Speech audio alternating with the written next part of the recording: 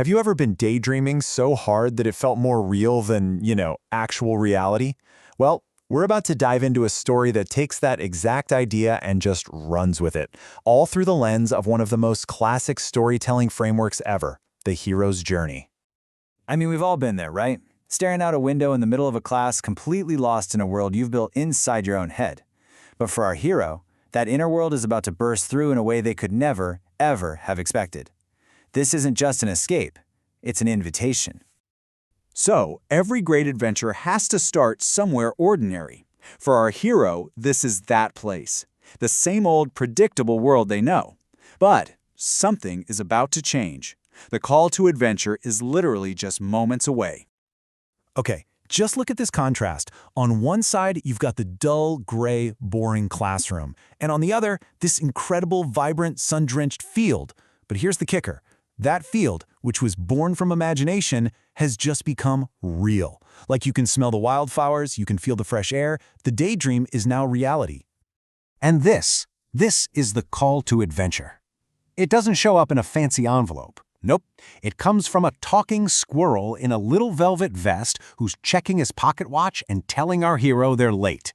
In that one single, absolutely bizarre moment, the ordinary world is gone for good. So, when you answer the call, you have to cross the threshold. You step into a new world that has its own rules. And for our hero, that world is the Library of Time, this place of just immense power that's hidden inside a giant, ancient oak tree. Every magical world has its own set of rules, and in this one, the rules are all about this single, incredibly powerful artifact, the Book of Beginnings. And this isn't just some dusty old book. It's a tool for creation itself. So let me ask you, if you had the power to make any word you write become real, what's the first thing you'd write? And we see this incredible power get put to the test right away. The hero starts kind of small, with the concept awaken, then an object, coffee, because let's be real, every adventure needs a little caffeine, right?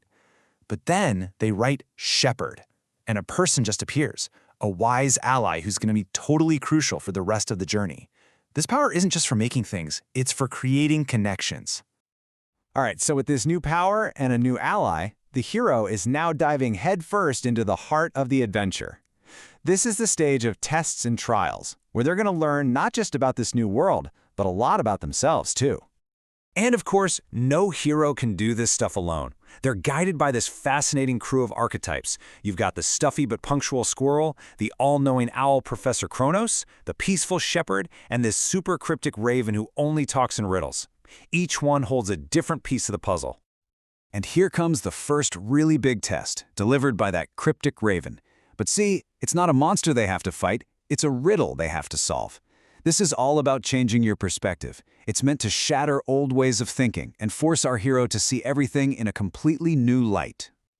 The answer to that riddle, it's actually really profound. It's not about fighting the darkness or running from it, but about understanding what the shadows can reveal. This is a huge lesson. Sometimes the things that seem the most scary or confusing are actually the things trying to guide you. And that lesson, that's the key that opens the way forward.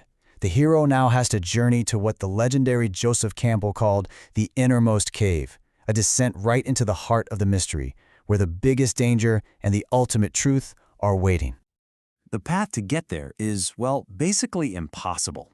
The journey starts across this huge, silent sea that's not made of water, but of swirling clouds and mist that stretch out as far as the eye can see.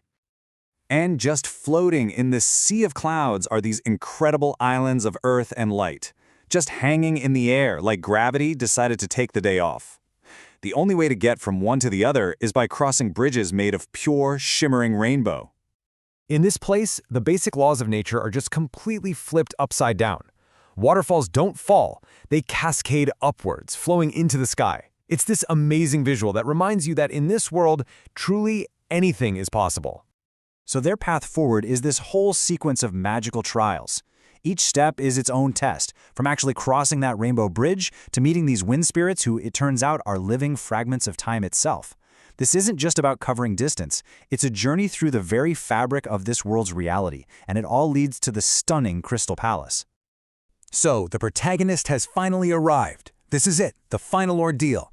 This is where they have to face their biggest challenge yet, and in doing so, they're going to uncover a truth that changes absolutely everything. But before they can get into the final chamber, the gatekeepers, these beings with clockwork eyes and robes made of woven light, they pose one last riddle. And it's not a question about magic or monsters. It's a question about the nature of the journey itself. And the hero's answer shows just how much they've grown.